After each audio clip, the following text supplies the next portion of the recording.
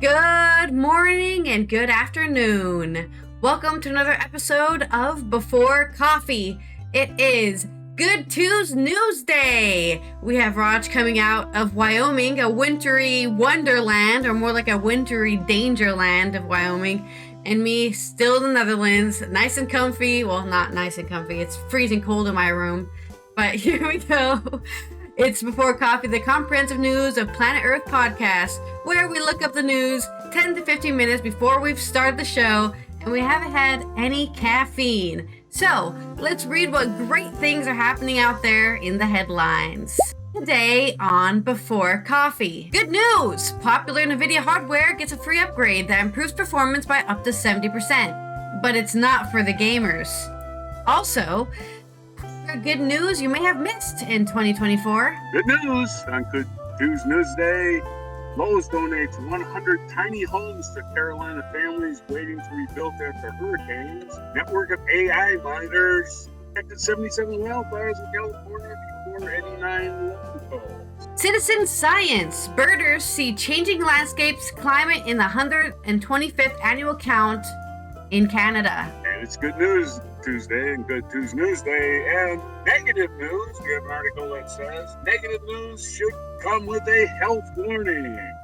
Warning. And for our culture segment, New Zealand's Auckland is the first major city to welcome 2025 with fireworks and a light show. What else is the world doing to celebrate the coming of 2025? Indeed, what else?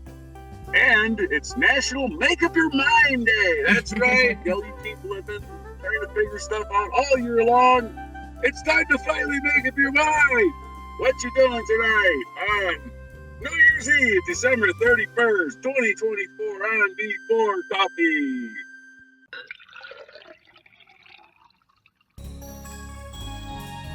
Welcome back, everyone. I hope you guys are having a good New Year's Eve. If you're not doing anything, I'm not doing anything. I never really do anything for New Year's Eve. But if you are doing something, I hope you have a safe time. Get a little kisses under the fireworks or whatever. And don't burn your eyebrows off.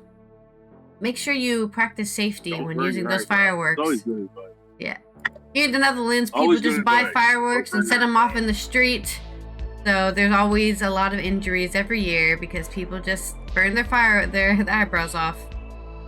Okay.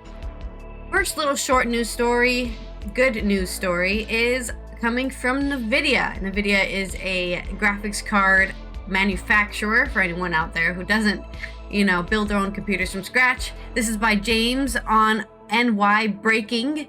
So I guess that's like NVIDIA breaking. A move that will likely raise more than a few eyebrows if you still have them after New Year's Day. NVIDIA has rolled out a free upgrade that significantly improved the performance of its Jetson hardware line, making it super. The new software update is primarily aimed at developers working on AI and robotics applications and delivers a stunning 57 to 70% increase in INT8 TOPS performance. The boost applies to a range of devices from the Jetson Orin Nano 4GB to the Jetson Orin NX 16GB, representing a quantum leap in computing power for edge AI applications. What makes this upgrade particularly impressive is that it requires no hardware change. NVIDIA has somehow mysteriously unlocked double the memory bandwidth, boosting its 102 GB per second on the Jetson Orin Nano Super Developer Kit, all while retaining the original hardware specs. That's suspicious. The upgrade only improves raw computing performance, but also improves generative AI capabilities by 70%, allowing developers to deploy advanced AI models, including vision transformers and large language models on compact devices. The development platform, which has also seen a price drop from $499 to $249, wow, to attract more developers to build robotics on NVIDIA hardware, makes advanced AI development accessible to a broader audience, including hobbyists and students. Featuring a NVIDIA Ampere architecture GPU and a 6-core ARM CPU, the developer kit supports up to 4 high-resolution cameras and concurrent AI applications, making it ideal for prototyping real-world edge AI implementations. So good news for those AI models that you'll be talking about in your story about detecting forest fires. Yes, that's the phrase.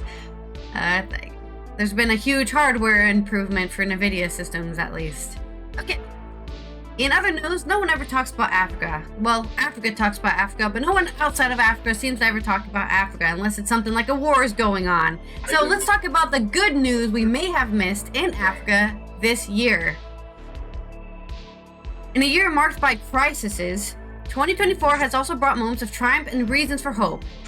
From groundbreaking business innovations to examples of remarkable resilience during a crisis, here are some of the stories that remind us that positivity and creativity still thrive even in the most turbulent of times. If you're gonna move stuff, mute yourself. Okay, anyways. This is from Press News Agency.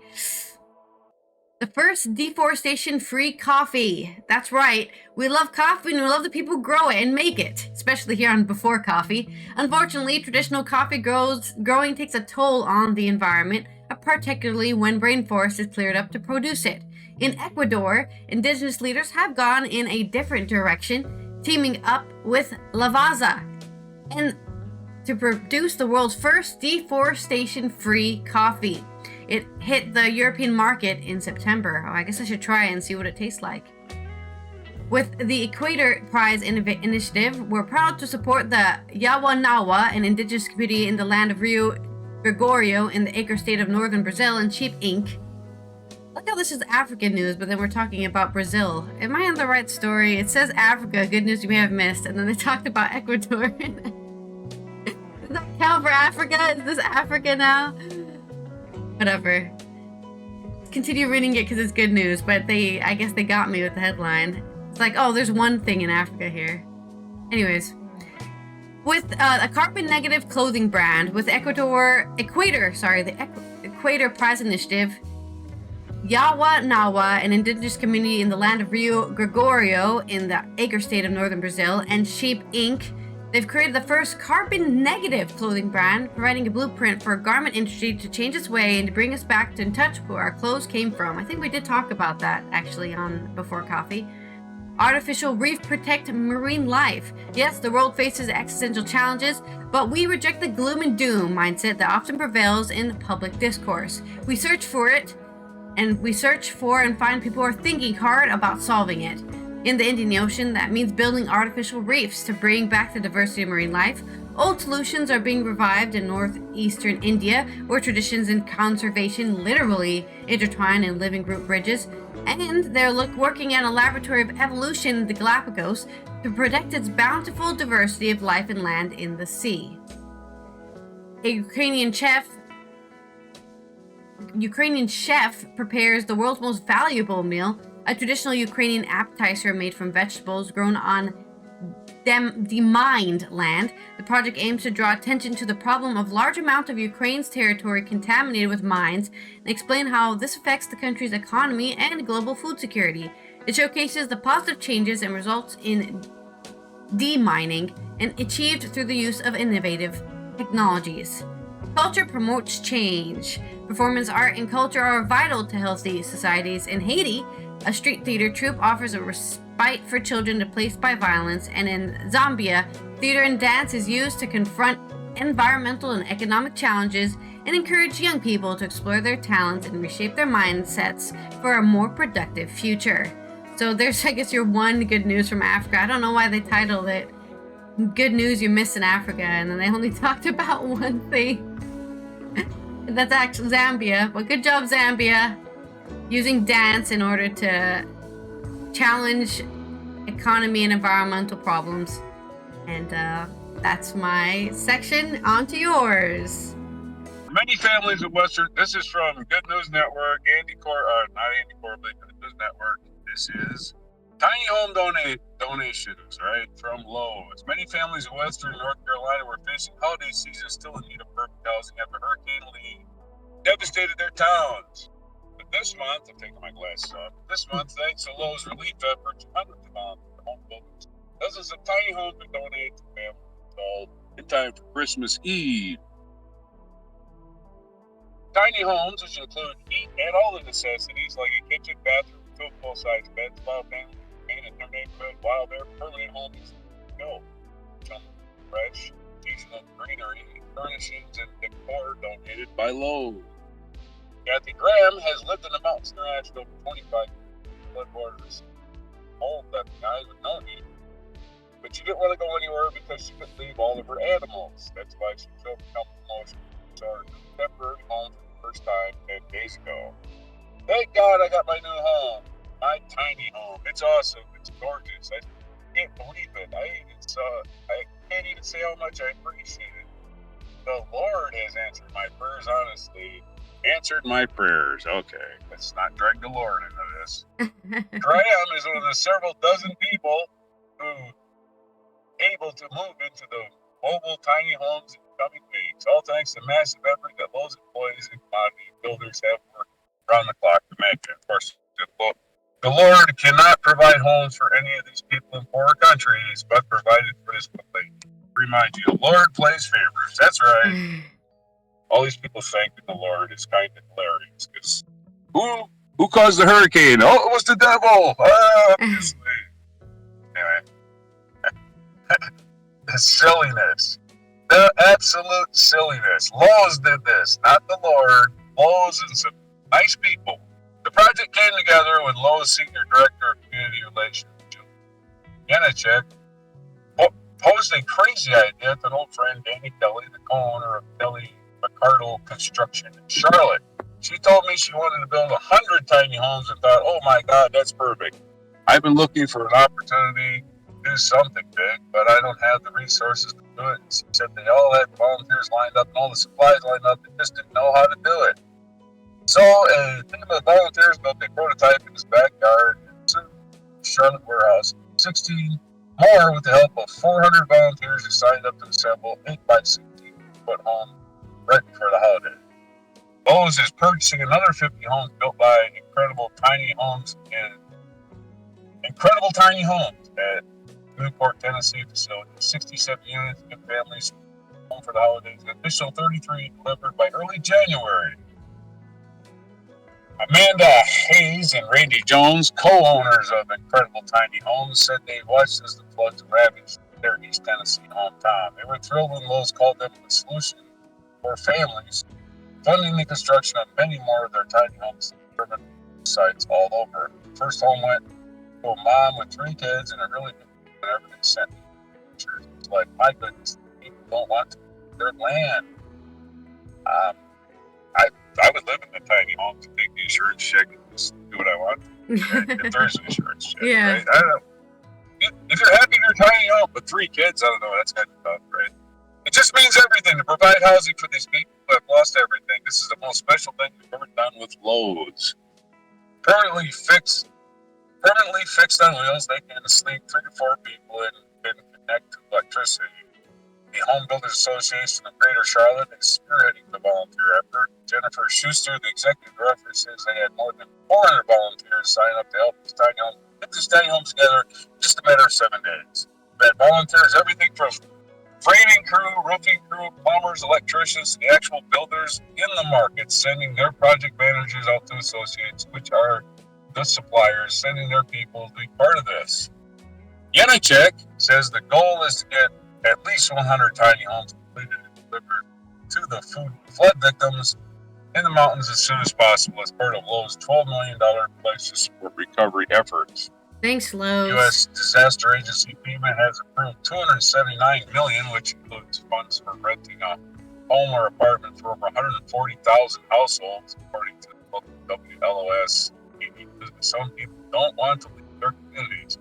So have been in FEMA paid hotel rooms or makeshift tents or sheds. FEMA paid should have a hyphen in it. Editor. The effort is also supported by the Habitat for Humanity, Jimmy Carter's organization. NASCAR haulers who towed the homes to towns across the region. Beloved Asheville, the Appalachian Service Project, the Suncat Property Group, which donated the warehouse space to host the bill. There's your great news from the North Carolina area. One more one more quick story. Do AI covering what you always cover. This is from Andy Corbley of AI. Good News Network. Andy Corbley. Network of AI monitors detected 77 wildfires in California this year before a 9/11 call had been made for any. That's right.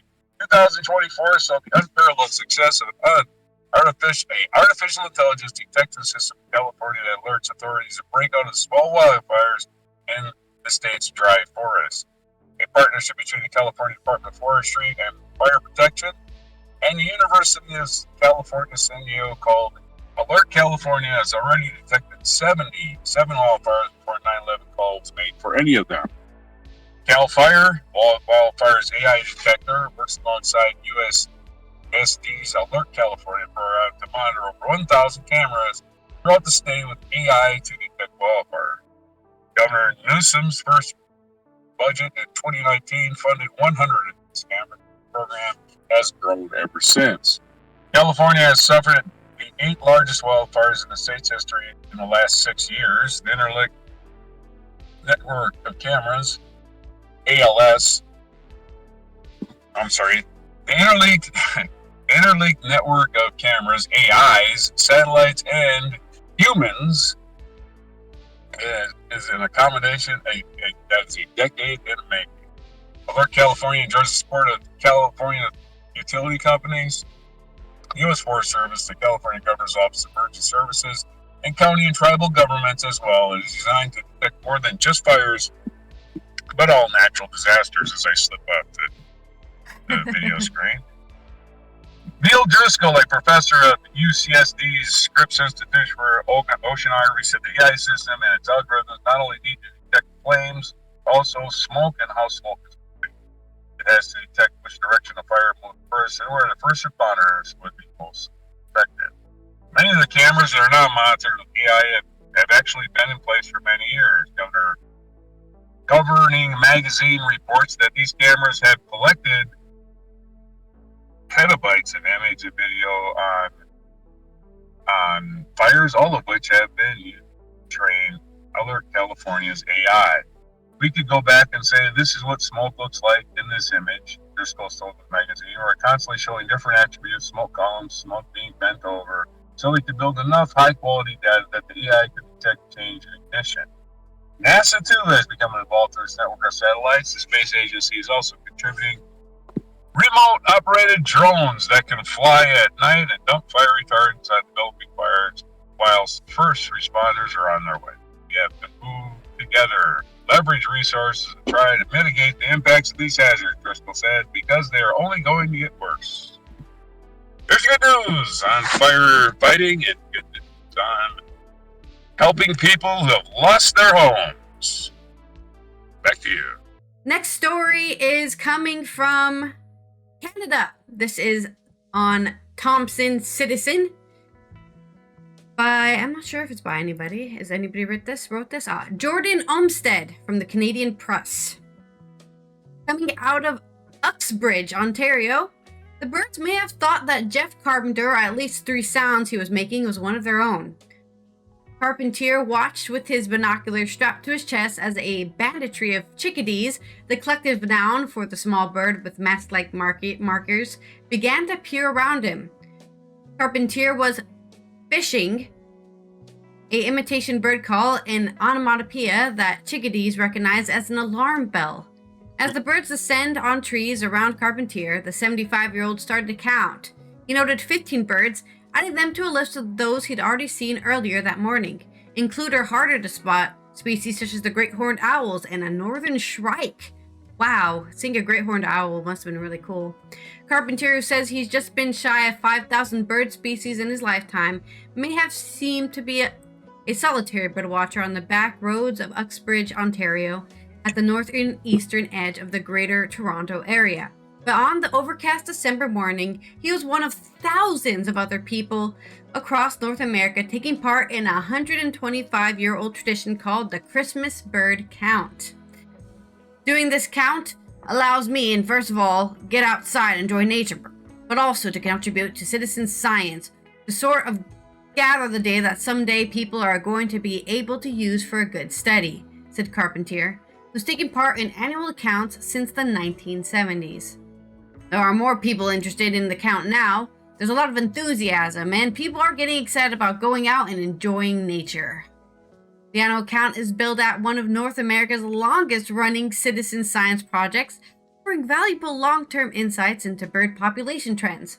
The program is overseen nationally by Birds Canada, and the results help to underpin some major reports about Canada's bird population, including the federal government's State of Canada's Bird 2024 report.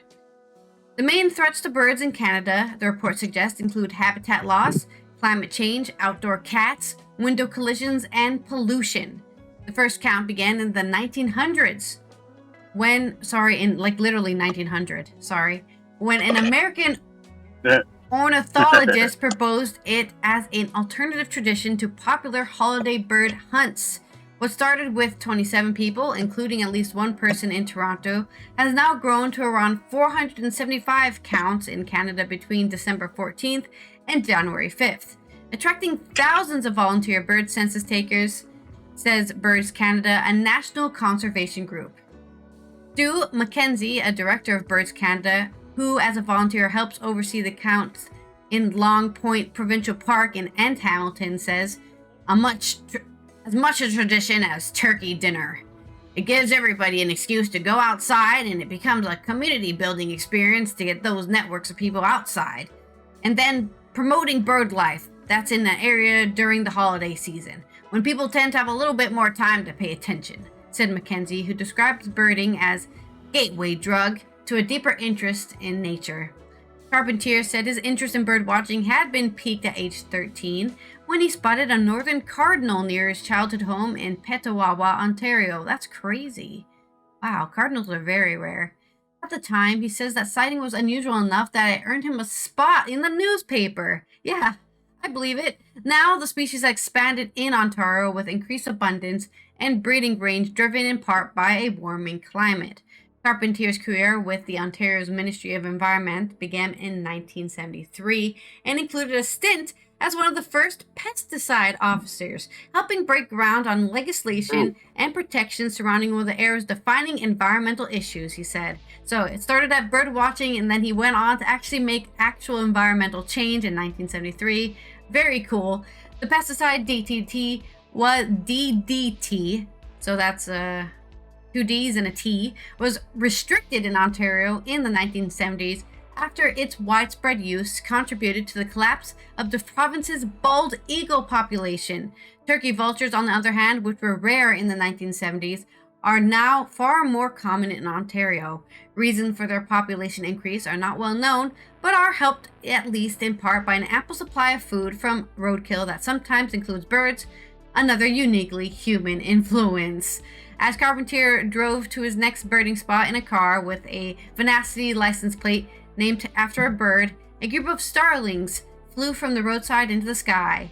Since humans introduced them to North America from Europe in the late 19th century, starling populations have exploded to tens of millions, outcompeting some other native species while devouring animal feed and food crops, causing an estimated 800 million in economic damages in North America. Carpentier admits he's bad at retirement and continues to work as an eco-tour guide and environmental consultant.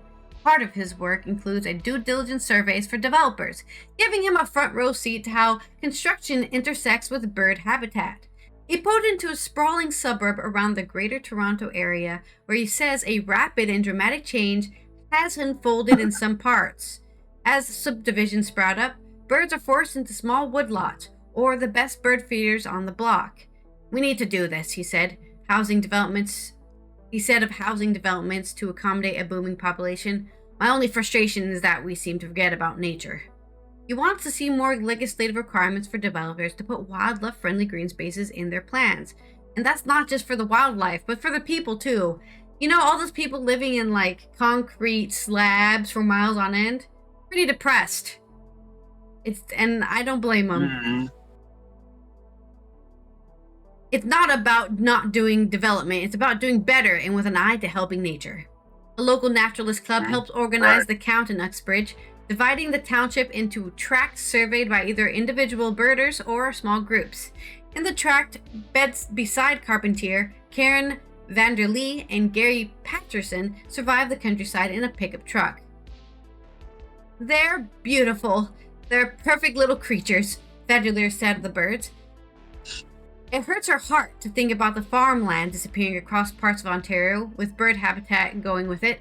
She hopes the birds count and other citizen science projects like it help drive decisions makers to better conservation action. I think to get anything done and to have impact in government, you need studies, said Vanderlee, a 67-year-old retired pharmacist. They'll need the numbers and the statistics, and hopefully, some people pay attention. So there you go. Those are the birders who are trying to save their natural habitat in Canada by letting people know birds exist. Small little things like that can really push people forward into actually making changes. It's very cool. And they have seen some changes because they've been doing it for, what do they say, since 1900 they've been studying these birds. They've seen a lot of climate changes. But there you go. The Christmas bird continues until the 4th or 5th of January. The 5th of January. So you can still go out there if you live in Canada and use your little binoculars to count some birds. On to your story. Okay, how's my sound? I can hear you. Sound better? Mm-hmm. All right. Just got one story here for you. Negative news. Negative news publications should come with a health warning. Positive news. Health warnings like those on cigarettes packets should be in the news sites dominated with negative headlines. It says positive news CEO, self-serving kinda. It says positive news CEO Sean Wood. In this series, we're going to have a series. Policy idea number 1: put health warnings on media outlets dominated by bad news, which is almost all of them. They just want, horrible. Imagine you heard on the hour radio news bulletin while you got dressed this morning. Glance at the headlines on your phone on your way to work. You read the paper while you waited for your coffee in a cafe. Paper? What's that? Each encounter was typically for the mainstream news, filled with death and doom, accompanied by a familiar feeling, being slightly on edge, anxious. But after each snippet, you also heard a read a warning. Too much negative news may cause a distorted view of reality and harm your mental health. It's enough to reminder to balance things out.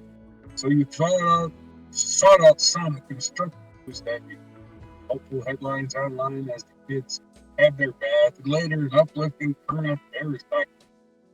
Things felt steadier, calmer, more positive. Since the mandatory health warnings for majority bad news media outlets were introduced, you've been much more aware of balancing your media so that you've got a wider perspective on problems and progress. For the first time, you've really thought about it. Less doom scrolling, more conscious solutions.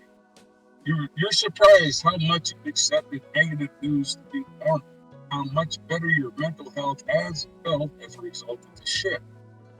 This is the vision of Sean Wood, CEO of Positive News. While the idea of health warnings on news outlets is tongue-in-cheek, the principle of such a measure is the need to help people to more consciously manage the diet. It might help us to grow understanding of how our brains are compelling us to consume the news because it triggers essentially our survival response, our desire to know about threats. Could be enough to start to break down the assumption that news has to be bad, and that bad news is important. All that information, he says, could be, in fact, be counterproductive to us being empowered to lie.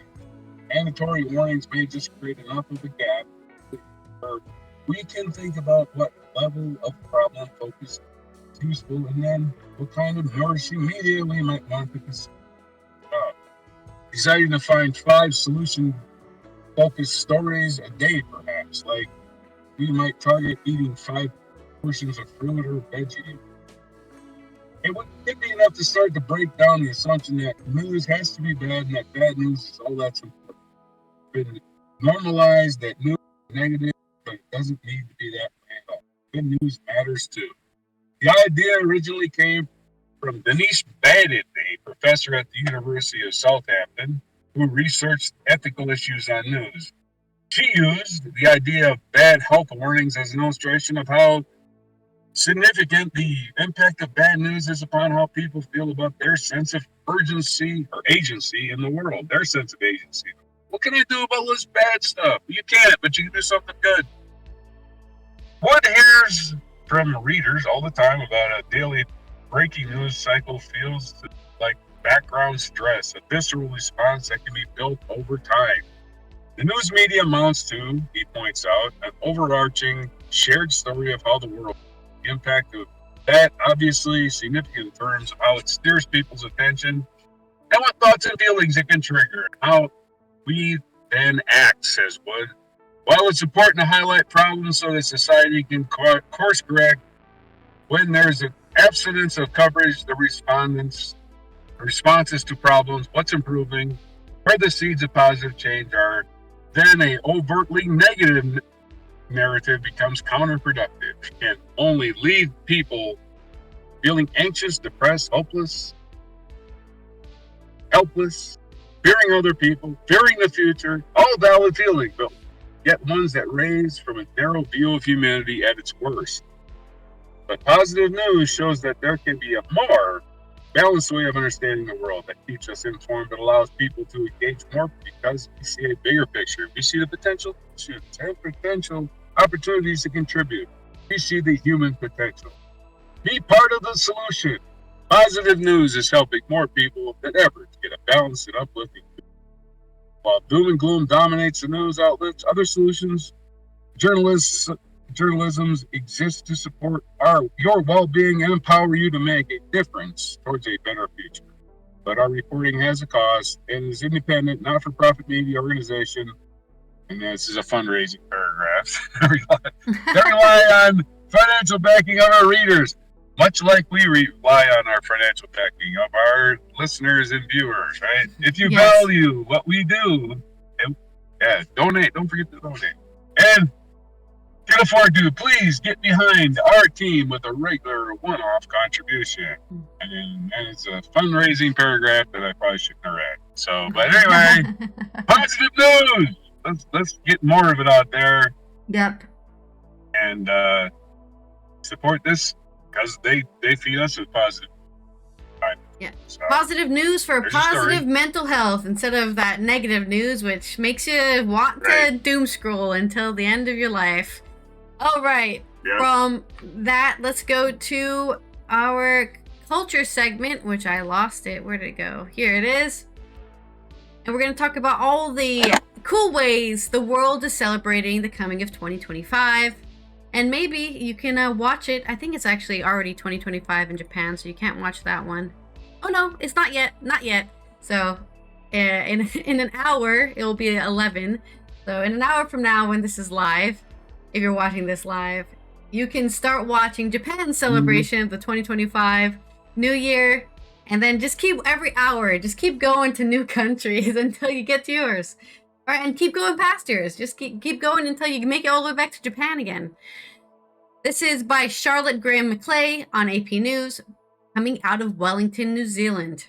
Auckland has become the first major city to welcome 2025, with thousands of revelers counting down to the new year and cheering at a colorful fireworks launch from New Zealand's tallest structure, the Sky Tower, a spectacular downtown light show. Thousands also thronged to downtown or climbed the city's ring of volcanic peaks for a fireworks vantage point and a light display recognizing Auckland's indigenous tribes. It follows a year marked by protest over the Maori rights of the nation of 5 million. Countries in the South Pacific Ocean are the first to ring in the new year, with midnight in New Zealand striking 18 hours before New York's Times Square. Other cities around the world are readying with celebrations highlighting local cultures and traditions after a year roiled by ongoing conflict and political instability. In Australia, more than 1 million people are now expected at the Sydney Harbour for the traditional fireworks. British pop star Robbie Williams will lead a sing-along, and Indigenous ceremonies and performances will acknowledge the land's first people. Much of Japan has shut down ahead of the nation's biggest holiday, which is Asia's Year of the Snake, which I will be adding a snake to the thumbnail for coffee until February when the new year hits. Much of Japan is shut down ahead of the nation's biggest holiday, as temples and homes underwent thorough cleaning, including swatting floor mats called tatami with big sticks. The upcoming Year of the Snake is the Asian zodiac is heralded as one of rebirth, alluding to the reptile's shedding of the skin. Wouldn't that be nice? Like a nice year for rebirth. Hopefully into something like, what's after snake? Isn't rat after snake? Oh, I don't remember. Let me look this up real quick. What's after this year? I used to watch anime about the Chinese zodiac, but I forgot the actual signs in order. Rabbit, I think. No, it's not. It's horse. Horse is next. So coming up next is horse. So we shed our skins for snake to become a glorious steed. That is hopefully what will happen in 2026, and that's what we can hope for. Anyways, alluding to the reptile shedding skin, stores in Japan, which observe the zodiac cycle from January 1st, have been selling tiny figurines of smiling snakes and other snake-themed products. Other places in Asia will start marking the Year of the Snake later with the Lunar New Year, which is in February. As famous, anybody who's born in February knows you can't get Chinese takeout on your birthday because they've all gone home. They're not home. They're not here. They went home for the Lunar New Year. In South Korea, celebrations were cut back or canceled as the country observes a period of national mourning, which we talked about yesterday, of the Jeju Air flight at Muan that killed 179 people. But that's okay. They can always celebrate in February. In Thailand's Bangkok, 2 major shopping malls competed for crowds with live musical acts and fireworks shows, while Central World is the older venue. Relative newcomer Icon Siam has the scenic advantage of its Chao Phraya Riverside location and a performance by popular rap singer Lisa, the Thai member of the South Korean group Blackpink, scheduled just ahead of midnight. Wow, lucky. New Year celebrations in Jakarta will feature a dazzling fireworks display, including a drone show featuring 800 drones, followed by countdowns to midnight at the city's iconic Hotel Indonesia roundabout. Chinese state media covered an exchange of New Year's greetings between leader Xi Jinping and Russian President Vladimir Putin, and a reminder of growing closeness between the two leaders who face tensions with the West. Xi told Putin that their countries will always move forward hand in hand, and the official Xinhua news agency said on Tuesday, today, New Year's Eve. China has maintained ties and robust trade with Russia since the latter invaded Ukraine in 2022, helping offset Western sanctions and attempts to isolate Putin. China's leader, in his annual pre-recorded New Year's Eve address, said the country has deepened solidarity and cooperation with the global South, while praising the responsible role it has played with the world in turmoil. Xi also told China's economy, which had slowed down in recent years, was improving and recovering.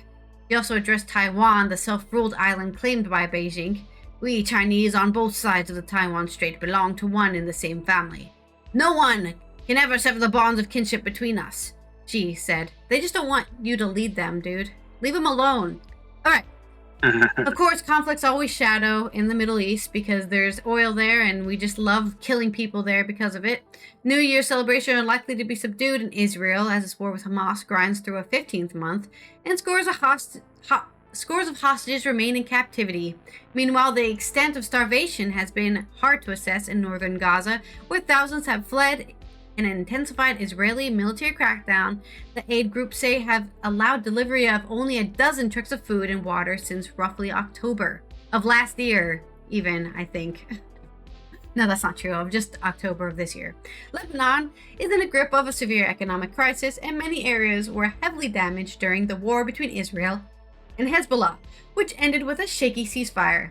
Syrians are meanwhile expressing hope and uncertainty for the coming year after the overthrow of President Bashar Assad.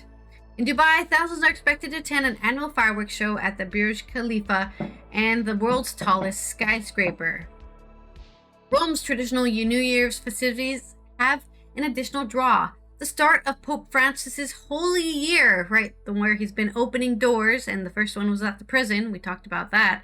The once every quarter-century celebration projected to bring some 32 million pilgrims to the Eternal City in 2025.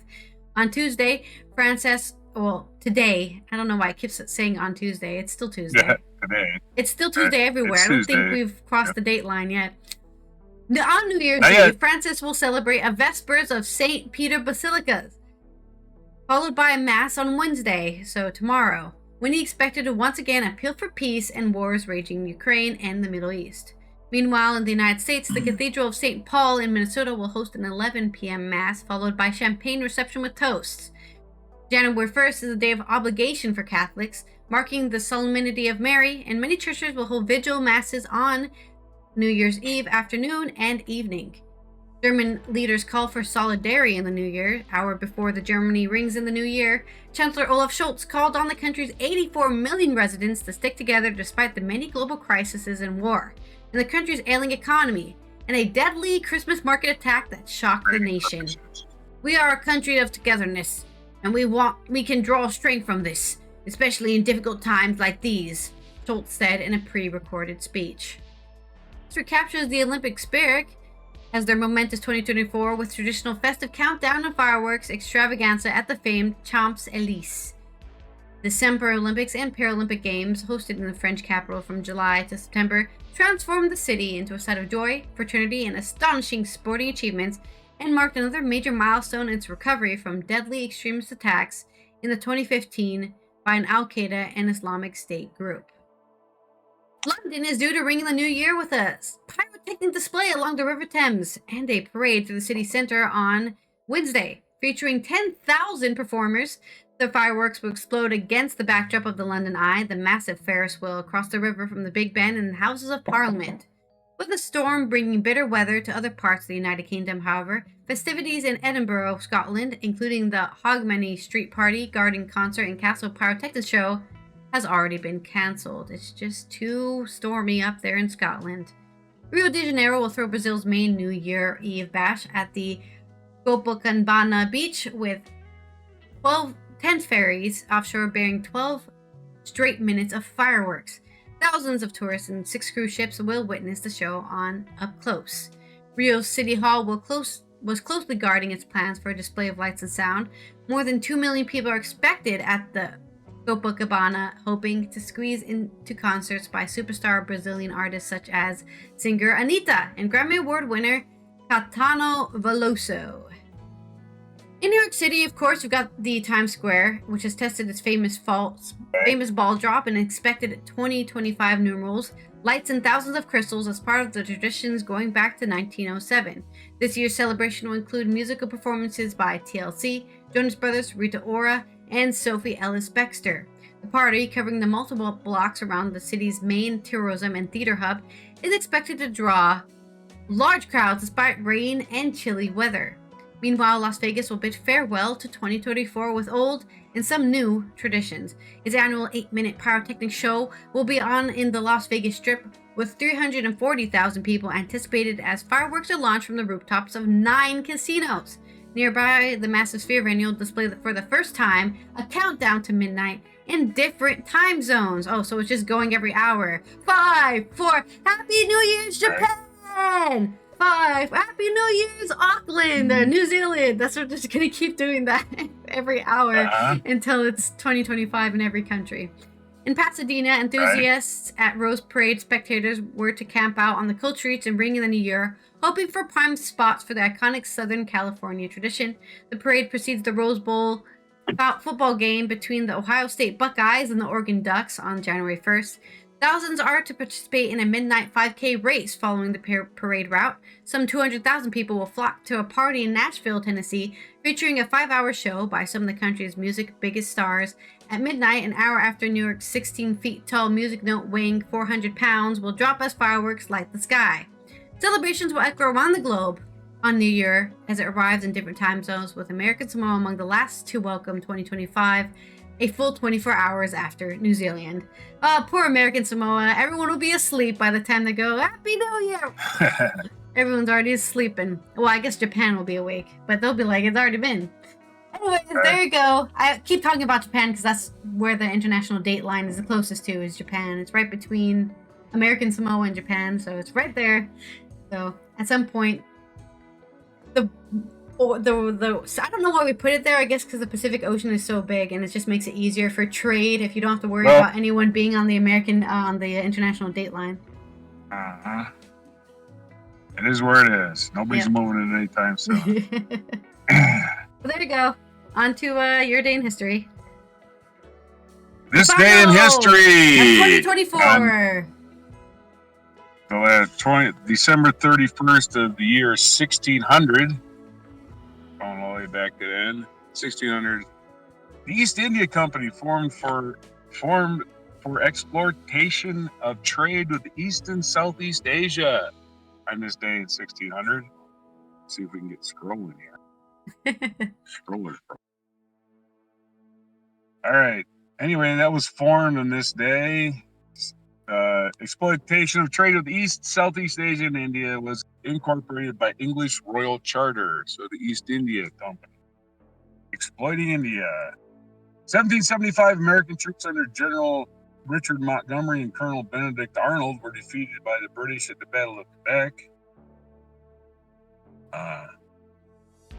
1869, Henri Matisse, the artist most often regarded as the most important French painter of the 20th century, was born. In 1880, George C. Marshall, the U.S. Army Chief of Staff in World War II, was born. There's a big list of credits for him. He's U.S. Secretary of State, U.S. Secretary of Defense, and architect of the Marshall Plan, which is named after him. The Marshall Plan, which rebuilt Europe after World War II. 1972, baseball great Roberto Clemente died in an airplane crash en route to Nicaragua with relief supplies collected for earthquake survivors. Terrible tragedy. He's just trying to help people. Ends up killed. 1991, the Soviet Union legally ceased to exist. Russia and other Soviet republics having declared themselves independent and having founded the Commonwealth of Independent States on December 21st of 91. Also, on this day in 1999, Russian President Boris Yeltsin resigned and Prime Minister Vladimir Putin became acting president. Yes, he's been in charge that long, 25 years. Putin was elected to post the following year, but essentially was the leader at that moment. 1999, the United States officially handed over control of the Panama Canal to Panama, a country we created just to build a Panama. 2004, Taipei 101, then the tallest building in the world, reaching the height of 1,667 feet, opened in Taipei, Taiwan. Yay, we're reaching the sky. 2019, this day, the World Health Organization first learned of a viral pneumonia cases in where? Wuhan, China. The disease was later determined to be COVID-19, which became a global pandemic here. So, happy 5th anniversary to the Chinese government covering that shit up because they knew about it before that. Anyway, but yes, we officially, World Health Organization decided that, hey, there's something going on there. Maybe we ought to pay attention. Eventually. Their featured event is in 1857, Ottawa was made the capital of Canada. Ottawa, located in Ontario, at the confluence of the Ottawa, Gatineau, and Rideau rivers, and whose area was first described by Samuel de Champlain in 1613, was named the capital of Canada by Queen Victoria this day in 1857. Our featured biography is Anthony Hopkins. Yes. Hannibal Lecter himself, born on this day in 1937, December 31st, 1937. This makes him 87. Britannica's getting the year right, finally. Now we're going to flip the calendar, and tomorrow they're going to start getting the year right. Okay? Anyway, happy birthday to Sir Anthony Hopkins, who was born in Port Talbot, Wales. Yes, he's Welsh. Other birthdays today, besides Anthony Hopkins, Alex Ferguson, Scottish footballer and manager. Ben Kingsley, who played, who did he play? He played Gandhi. Ben Kingsley, born in 1943, British actor.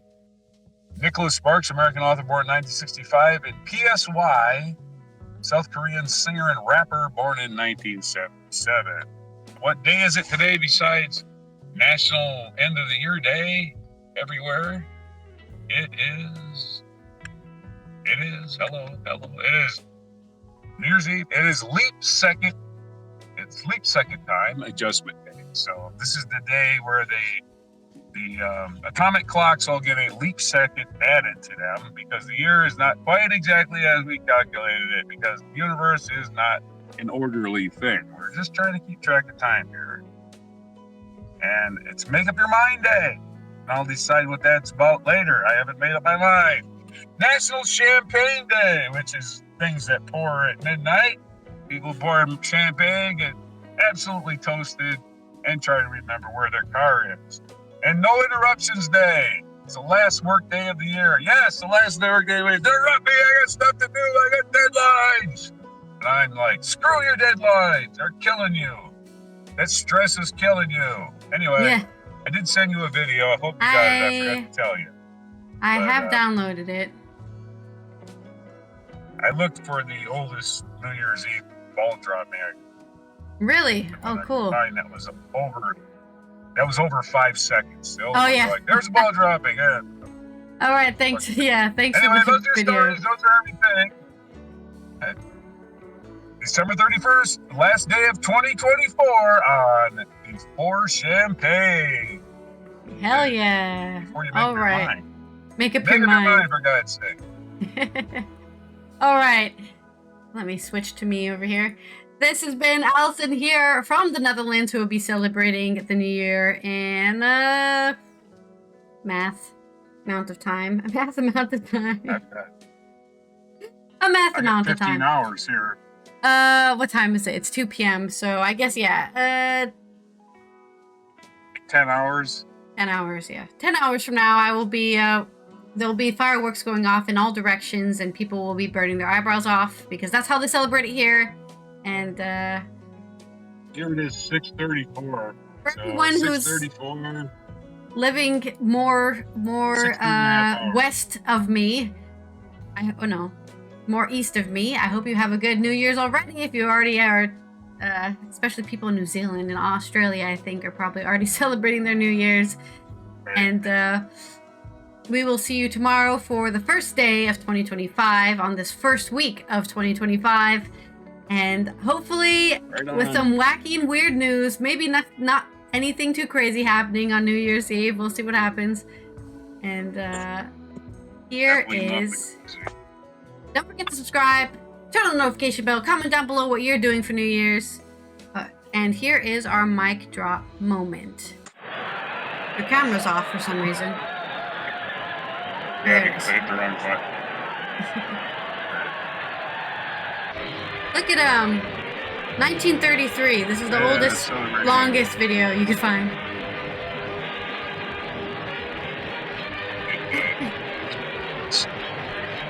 Looking at people's legs. There's people yelling and screaming. Oh, look at that. Oh, yeah. They're dressed interestingly. Yeah.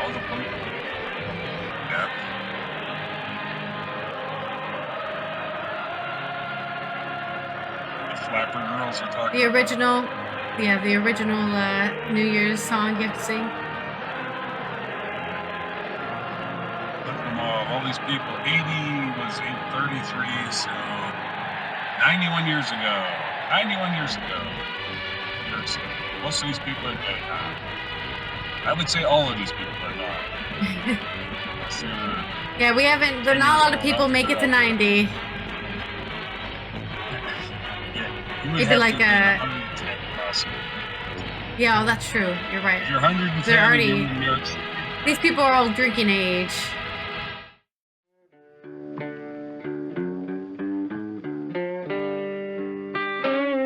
Be sure to hit the like, subscribe, and notify buttons, and follow our other channels, Toxic Alley, History of Gravy, and Scratchy Old Records.